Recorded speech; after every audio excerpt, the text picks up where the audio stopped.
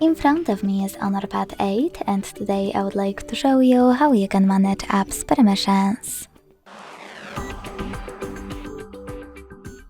Begin by launching Settings and scrolling down to access Privacy. Then click on Permission Manager and tap on one of your device's options that you wish to manage, like microphone. Then just click on one of your apps located under one of those categories: allowed all the time, allowed only while in use, or not allowed. I will go from not allowed one. Lastly, tap on one of those options to apply the best one for you, and when you finished, go back.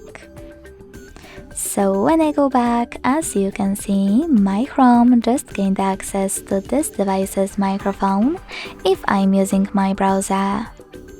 But you can always select any feature and look for an app that you wish to manage instead.